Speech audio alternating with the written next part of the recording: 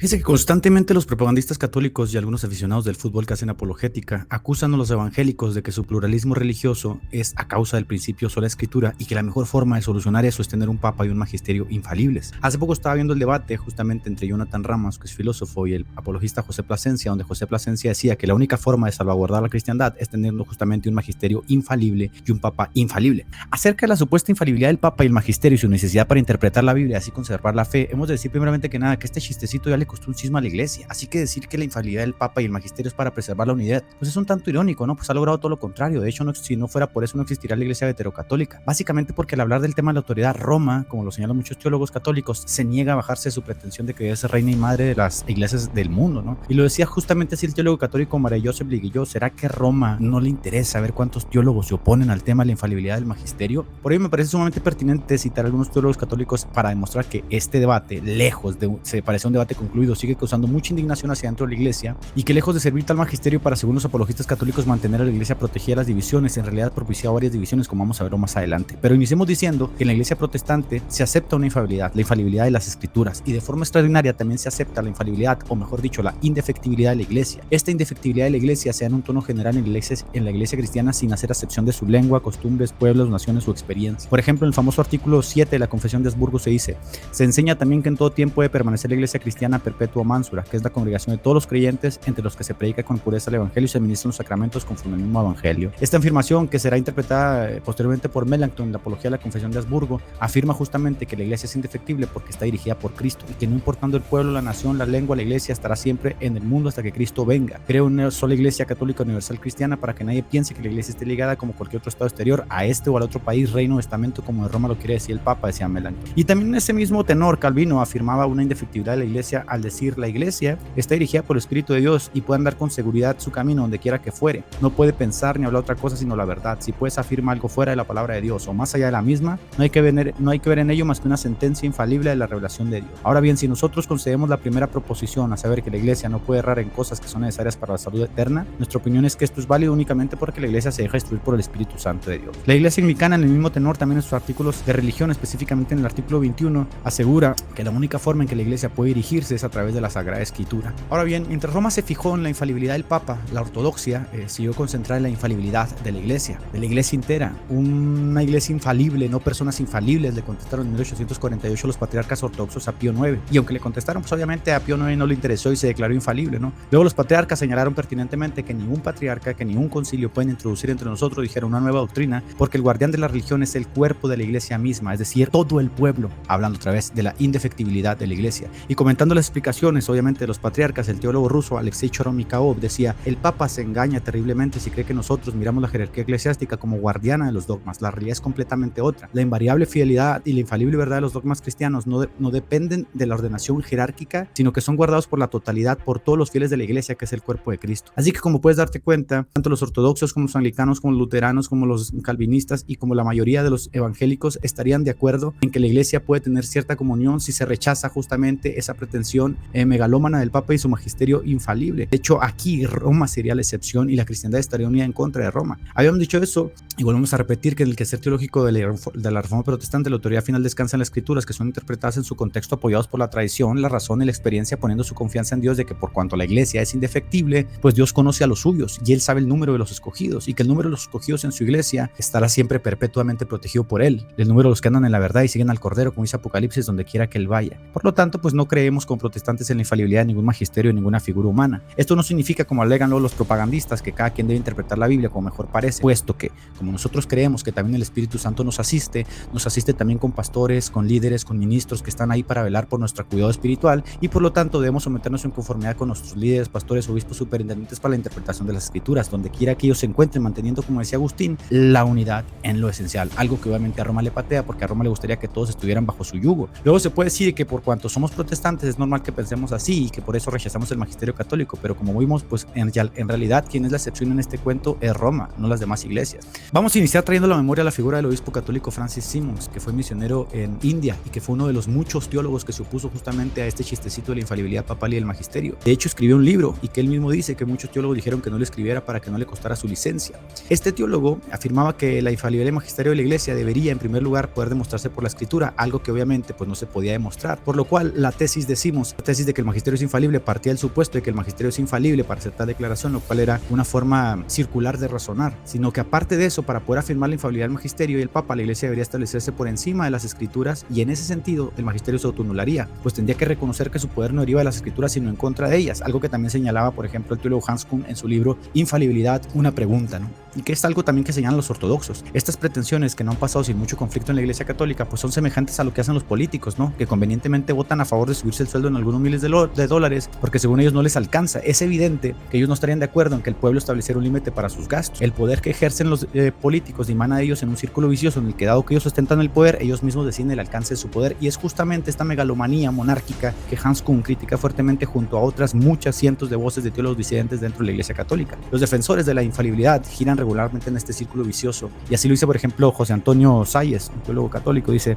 en cuanto admitas la existencia de Dios, dice, y digas que Dios es perfecto y por tanto infalible, por consecuencia lógica, dice, esta perfección debe reflejarse en la Iglesia y en el Papa como su máximo representante aquí en la tierra. Es decir, la infalibilidad se considera de instauración divina que pasa de Dios a Cristo y desde la Iglesia, y de la Iglesia al Papa que conserva la fe. Este razonamiento que el señor José Antonio Salles nos dice que es lógico, en realidad que va de lo general o particular, en realidad falla al introducir una petición de principio con respecto a la Iglesia y al Papa, puesto que se da por sentado que por Iglesia, pues obvio, solo ellos son Iglesia. Y sin esta petición de principio, la tesis de Salles bien podría ser secundada por Calvino o por Lutero. De hecho, el diálogo ecuménico parte justamente de la idea de que la Iglesia ya no solamente es la Iglesia Católica, sino que justamente las obras de gracia, de caridad y del Espíritu Santo y los sacramentos se encuentran fuera de la Iglesia, según la Unitatis Reintegratio del Concilio Vaticano II. Entonces, aquí hay algo raro. Cuando alguien osa hablar de la megalomanía papal, en realidad tiene pocas opciones: o ser quemado, o ser perseguido, se le quitan sus licencias, o puede ser recluido al ostracismo. Hans Kuhn puede criticar lo que quiera de la Iglesia, pero en el momento que toca el tema de la infalibilidad papal, se le quita su licencia para enseñar y es criticado, ¿no? Entonces, hay que decir que lo que dice, por ejemplo, el católico Joseph Blanc acerca de la infalibilidad que pretende el Papa de Roma y su magisterio, aquí es muy pertinente, ¿no? Joseph Blanc es otro de los teólogos católicos que no estén de acuerdo con ello. Él dice esto: en Corinto hubo también un partido de Pedro. Pedro no estuvo probablemente nunca en Corinto, por tanto, podría muy bien tratarse de un grupo de judio-cristianos que para defender su postura apelaban a Pedro, justo como lo hace Roma, ¿no? Pablo dice: ¿está dividido Cristo? Se dice que no debe gloriarse absolutamente nadie en la grandeza humana. Ya se trata del mismo Pablo, de Apolo, de Cefas, ya se trata del mundo entero, de la muerte o de la vida, del presente o del futuro. Todo es vuestro, dice Pablo, mas vosotros sois de Cristo y Cristo de Dios. Entonces, para el católico Joseph Blanc, dice: para Pablo, pues, Pedro tiene autoridad, pero fundamentalmente en el sentido de autoritas, no de potestas. Mas no la tiene de modo exclusivo, sino que la comparte con las otras columnas, como primus inter pares. Al parecer, Pedro no tenía ningún influjo especial en el territorio de la misión de Pablo. De hecho, cuando tú estudias justamente la historia de la Iglesia, te vas a dar cuenta que, aunque el primado de Pedro gozaba de una noción de honor, nunca tuvo una noción jurídica. Esta noción jurídica fue escalando y evolucionando, y gracias a ciertas particularidades políticas que se dieron en el trasiego de la Iglesia, se logró hacer con el poder, y ahora reclama un poder autoritario sobre todas las iglesias. Y es por eso que todas las iglesias no quieren nada que ver con el Papa de Roma, han tenido que huir de su compañía. Es como el patito feo. Y los veterocatólicos, es más, ni siquiera los que están mismos dentro de la Iglesia Católica, como los lefebristas, los edevacantistas o los tradicionalistas, lo quieren. ¿Por qué? Porque es una figura, es una piedra en el zapato para la unión de la cristiandad. Los ortodoxos, los anglicanos, luteranos, y me atrevo a decir que muchos otros evangélicos o protestantes no tendrían ningún problema en darle una primacía de honor al obispo de Roma, como fue en la época primitiva. Lo que no van a aceptar jamás es esa megalomanía de ponerle el cuello al Papa bajo su pie, como fue en la Edad Media. Y ojo, que aquí nadie está discutiendo que la verdad en sí misma en abstracto es infalible, ¿no? Lo que estamos discutiendo es que esta verdad es susceptible de ser manipulada o instrumentalizada, que es lo que Roma hace, ¿no? Y como queda claro, por ejemplo, con su polémica encíclica Humanis Vitae, que lamentablemente pues ha recluido a la Edad Media a sus feligreses. Por ello, ya en el Concilio Vaticano II, para librarse del pleito con los galicianos, pues se decreta convenientemente el dogma de la infalibilidad papal y su magisterio como revelación divina. Y ya lo decía el obispo católico Joseph Strossmayer, ¿no? Al considerar que frente al dogma de la infalibilidad papal y su magisterio venían grandes problemas. Uno de ellos dice, cito textualmente: los protestantes van a montar con tanto más bravura su brecha, por cuanto tienen a la historia de su lado en esto, puesto que no hay un parangón en la historia de este reclamo por parte de algún apóstol, ni siquiera el propio Pedro. Es lo mismo que decía Simmons, ¿no? Primero, para hacer que el magisterio sea infalible es demostrar que la Biblia le da cierta autoridad al magisterio para ser infalible, pero el magisterio tiene que razonar de forma circular para poder derogarse pues esa autoridad que justamente no posee. En palabras del teólogo católico Hans Kuhn, dice, considerado el teólogo más influyente del siglo XX junto a Karl Barth o a Rahner, Roma se resiste a abandonar su idea medieval monárquica, aun cuando Europa se le caiga a pedazos. O sea, para Roma lo importante es tener a todos bajo su yugo, aun cuando el mundo europeo se le ha ido de las manos a gracias al secularismo. Y aunque hoy los apologistas aseguren que es gracias a la infalibilidad del magisterio, ¿qué digo apologistas? Propagandistas, aseguren que es gracias a la infalibilidad del magisterio que la iglesia se mantiene unida, eso es un tremendo disparate, porque este chistecito le costó la división de la iglesia veterocatólica, que son 500,000 de fieles, que fue a causa justamente de la megalomanía de la infalibilidad papal. Cuando se decreta el dogma de la infalibilidad papal, esta gente tiene que salir huyendo. Dice, este está loco, ¿no? Lo interesante de la iglesia veterocatólica es que tan pronto salieron de Roma, rechazaron también el dogma de la Inmaculada Concepción, rechazaron también el dogma de la Asunción de María, rechazaron el celibato y la encíclica Humana Vitae, que casi le cuesta otra división a Roma, ¿no? Y esta encíclica le cuesta otra división a Roma porque la hicieron sin consideración del conocimiento científico. ¿Por qué? Porque estaban empecinados justamente en querer verse como contra el mundo, interpretar la Biblia bajo los lentes de una iglesia que no cede en su idea de que ya no tiene el poder que tenía. Esta encíclica, que ha sido ridiculizada hasta el cansancio por los propios teólogos católicos, dejó a millones de católicos en pecado por tener relaciones sexuales por placer y no con fines de procreación, como dice la encíclica. Que en esto hasta los delfines tienen más libertad y los feligreses tienen que decirle yes sir al sacrosanto magisterio, ¿no? Ello muestra que esta unidad tan cacareada en torno a lo doctrinal no existe, más bien es impuesta, so pena de anatemización. Y como hemos dicho en otros podcasts, hacia adentro de la iglesia en este momento se gesta otra división intelectual y doctrinal respecto a las directrices del Concilio Vaticano II, que ha dado lugar a disidentes llamados sedevacantes, tradicionalistas, lefebristas, que a pesar de que el Concilio Vaticano II requiere de ellos la sujeción a las normas, ellos andan rogando por permisos especiales para poder dar misas en latín, porque según ellos la misa nueva es protestante y la misa en latín es más espiritual. Así que con todo y magisterio, las divisiones forman parte de la dinámica religiosa, porque las religiones se constituyen por hombres. Pero si en el catolicismo no se dan más divisiones, no se debe esto a que tengan magisterio, sino porque el 90% de su feligresía es nominal y le va y le viene lo que Roma cree o deje de creer, que muy probablemente en lo que consiste su vida religiosa, esta 90% de nominales sea santiguarse al pasar frente a una iglesia e irse de rodillas ante un yeso. Entonces a ellos no les interesa realmente, o ni siquiera entienden lo que es la infalibilidad, así como no entienden lo que es la idolatría, aunque les digas que es hiperdulia. Se puede decir que el razonamiento crítico de la masa es nulo. Oscar Cullmann, el teólogo luterano que estuvo en comunión y diálogo con el Papa Ratzinger, le aseguró que su primo honor podría justamente ayudar a conciliar a las comunidades evangélicas, de no por su pretensión jurídica sobre la iglesia, que obviamente se asienta sobre esa intención de creerse infalible. Por ello, en palabras del padre ortodoxo Calixto Huer, el primer protestante en realidad fue el obispo de Roma, puesto que con sus megalomanías ha hecho que los cristianos de todo el mundo tengan que retirarse de su compañía. Vuelvo a repetir, es el patito feo, ¿no? Primero con Oriente, luego con Occidente, luego después con Occidente, los veterocatólicos, y así sigue, ¿no? Y probablemente surja otro cisma a causa de sede vacante de Pedro, los tradicionalistas que no quieren el Concilio Vaticano II, los desfebristas, etc. ¿Por qué? Porque Roma está dirigida, como decía Hans Kuhn, por una gerontocracia, es decir, un nido de ancianos inflexibles que sueñan con el poder de la Edad Media. Y es que cada vez que Roma pretende algo a causa de su autoridad venida según ellos del cielo, resulta que en realidad esa autoridad venida del cielo no viene a la iglesia, sino ese cúmulo de ancianos que se sientan en la cátedra de Pedro para disponer con su poder lo que se va a hacer con la iglesia. Y es que es una iglesia que está acostumbrada a quitar y poner reyes, se entiende, ¿no? Quitaba y ponía gobernantes en tiempos pasados, entonces cree conveniente de forma deductiva seguir el curso de su razonamiento, siendo que dicho poder le pertenece y sea anatema a todo aquel que lo denoste, ¿no? De no ser por los jesuitas, que lo frenaron en su locura, nos cuenta el historiador Gregoribus, el Papa Pío IX hubiese deseado para él no solo la inefabilidad de cátedra, sino en toda su persona, es decir, que cada palabra que saliese de su boca debe ser tomada por revelación divina. Y esta megalomanía la veíamos todavía, por ejemplo, en su indumentaria, que tuvo que cambiar en el Concilio II, reformarla, porque era indumentaria de reyes, ¿no? Obviamente esto no privó al sector teológico del catolicismo de ironizar con tremendo dogma que Roma se sacó de la manga, ¿no? El obispo vicario de Ginebra, por ejemplo, hablaba en un sermón de la triple encarnación del Hijo de Dios. Se encarnó en el seno de la Virgen, decía, se encarnó en la Eucaristía y ahora se encarnó en el viejo del Vaticano, que de repente, después de 18 siglos, Dios le ha iluminado y que él también es infalible junto con su magisterio. Si bien no es infalible en sustancia como el Hijo, pues poco importa, porque el vulgo no distingue entre gimnasia y magnesia, vuelvo a repetir. Por su parte, el arzobispo de Westminster de igual forma ironizó y afirmó que aquello era una simple falta de rigor, ¿no? Pues si el Espíritu era capaz de asistir al hombre en su oficio de cátedra, bien podría asistirlo en toda su persona, pero que obviamente que yo chocaba de frente con las palabras que luego se les ocurren a los papas y que ponen en aprietos a la sede, o los actos detestables que no concuerdan con el principio de que el Espíritu asiste a los papas, o que el Espíritu está con ellos, ¿no? O ya se olvidaron nuestros amigos católicos de que el Papa Esteban desenterró al Papa Formoso, lo vistió con túnicas reales, le hizo juicio y posteriormente lo arrastró por toda la ciudad en una carreta. Y es que según Kuhn, esta megalomanía de querer liar con todo el poder no son sino los remilgos o los bagajes de una sede dominia que se puede rastrear hasta la Edad Media. O ya se olvidaron nuestros amigos católicos que la elección del Papa Urbano en 1378 desencadenó el famoso cisma occidente, donde hubo 3 papas al puro estilo de Juego de Tronos y que utilizaran la violencia para buscar el poder uno de otro. Entonces valdría aquí preguntar qué opción tienen los teólogos católicos cuando deciden alzar su voz y decir no estoy de acuerdo. En realidad, esta idea de que el magisterio mantiene unida a la iglesia es que el magisterio mantiene unida a la iglesia a pesar de él mismo, porque si fuese por el magisterio, estos teólogos ya se hubieran ido desde hace mucho. Cientos de teólogos que se opusieron a dicho dogma de la infalibilidad del magisterio y muchos de ellos tuvieron que ver cómo sus licencias les eran retiradas. Otros otros tuvieron que abandonar la iglesia, otros más fueron recluidos al ostracismo. El más famoso teólogo del siglo XX, Hans Kuhn, tuvo que ver cómo el Papa Juan Pablo le dio carpetazo a sus cartas, simplemente lo ignoró, a pesar de que fue uno de los teólogos más influyentes del Concilio Vaticano II. Acusan a Martín Lutero no de fundar una iglesia, cuando en realidad quien fundó esta iglesia, a causa de su corrupción y megalomanía, fue León X. Pues qué opciones tenía Lutero, sino morir o retractarse. Pero no se podía retractar porque era concepción de la teología clásica y del derecho canónico que ni siquiera la amenaza de excomunión debe apartar al cristiano de seguir el dictamen de su conciencia. El mismo Inocencio III decía: lo que no procede de la fe es pecado, y todo lo que se hace en contra de la conciencia lleva al infierno, citando a Pablo. Pues nadie puede obedecer en eso a un juez contra Dios, sino que debe más bien soportar humildemente la excomunión. Y justamente el historiador de la iglesia Sebastián Merkel, en un artículo sobre Savonarola, cita a Tomás de Aquino diciendo: el gran maestro de la orden de predicadores y con él una serie de otros escolásticos enseñaron que un excomulgado por sus suposiciones erróneas debe morir como mártir y así mostrar que Dios estaba con él. Así que Martín, cuando dijo Dios me ayude, no pudiera encontrar mi conciencia, no tenía otra opción. Quien fundó esa iglesia fue León X.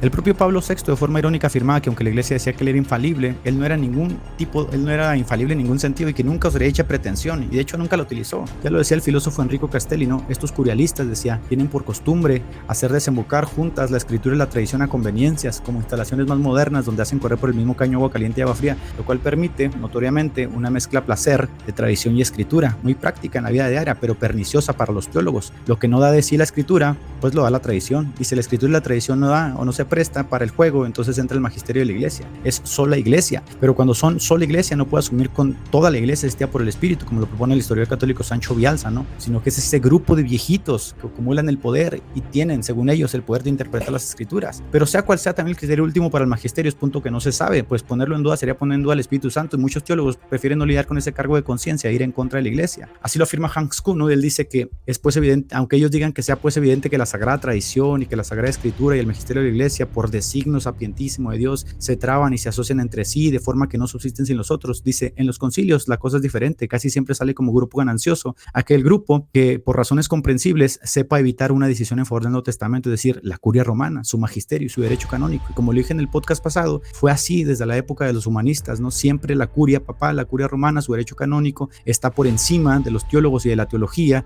que buscan justamente reformar a la iglesia. Ahora bien, una forma en que los apologistas católicos quieren validar el poder de su magisterio es aludiendo al pluralismo denominacional del mundo evangélico, afirmando que a causa de no poseer un magisterio infalible es que el mundo evangélico adolece de divisiones, y por tanto el tener un magisterio infalible es una cosa muy necesaria. Primeramente, pues ya demostré que aquello es un non sequitur, es decir, no se sigue, puesto que una cosa no tiene que ver con la otra. Pero más aún, que la propia designación de infalibilidad del magisterio le costó a Roma una división de más de medio millón de fieles, lo cual es irónico, ¿no? Porque no era entonces que la infalibilidad del magisterio logra que la iglesia se mantenga unida. Lo que se debe decir es que respecto a estos debates, el 90% de los católicos nominales que se conforman con asistir a misa y después vivir como si la iglesia no existiera, pues no se dan por enterados, ni le importa, ni les interesa la hiperdulia, la infalibilidad o el papa o lo que sea. Ellos son fanáticos, ellos viven de una forma, la verbena popular, besando a sus yesos y haciendo todo ese tipo de faramayas. El otro porcentaje que estudia, que lee, que gusta el razonamiento crítico es muy activo y se polariza, por lo que en realidad la iglesia no tiene cohesión a causa del magisterio, sino a pesar de él. Y esto queda evidenciado con el libro de Kuhn, donde cita cientos y cientos de teólogos que se opusieron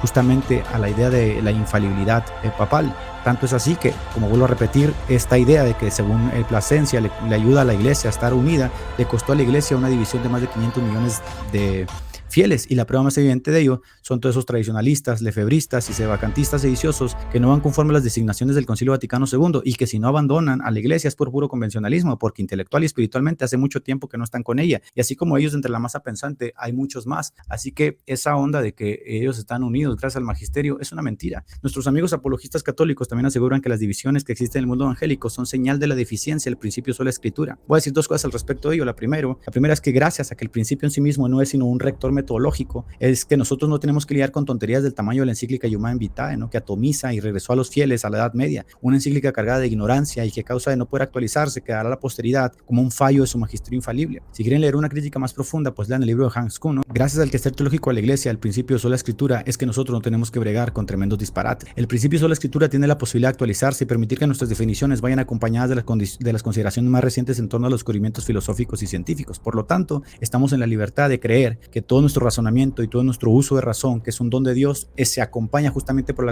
se vale del acompañamiento de la obra del Espíritu Santo que no nos deja solos. Pero lo más importante, que el pluralismo denominacional se rige en torno a doctrinas fundamentales, es decir, los evangélicos confiesan las doctrinas fundamentales de la salvación, los evangélicos creemos en los dogmas fundamentales de la fe, y por ello, aunque les duela, el Concilio Vaticano II, que en otrora tiempo habría de condenar a todos los que fuera de Roma intentan vivir su fe, según las descripciones del Concilio de Florencia, que asegura que fuera de Roma no hay salvación, pues ahora tiene que tragarse sus propias palabras y ahora considera que nosotros somos hermanos separados y partícipes de la salvación y de las gracias del Espíritu Santo gracias a los sacramentos y a la lectura de la Biblia. Cual demuestra pues que obviamente un día dicen algo y otro día dicen otro, ¿no? Y que como intérpretes de la doctrina son tan cambiantes como cualquier humano, pero que obviamente les gusta creer que nosotros somos los del problema. ¿No tengo yo el Espíritu?, diría Pablo. ¿Cuál es el criterio sobre el cual se funda esta aparente capacidad de que el Espíritu otorga al magisterio católico algo que no puede otorgar a los demás cristianos? Algunos dirán, como el señor Plasencia, que es la sucesión apostólica, ¿no? Pues señor Plasencia, esa sucesión apostólica la tienen por muy poco la Iglesia romana, puesto que pasó de tener una primacía de honor en un obispado conciliar a reclamar autoridad total sobre todos los cristianos del mundo gracias a su megalomanía estúpida, ¿no? Es una megalomanía estúpida que en vez de ayudar a la unión de los cristianos se valió del poder que tenía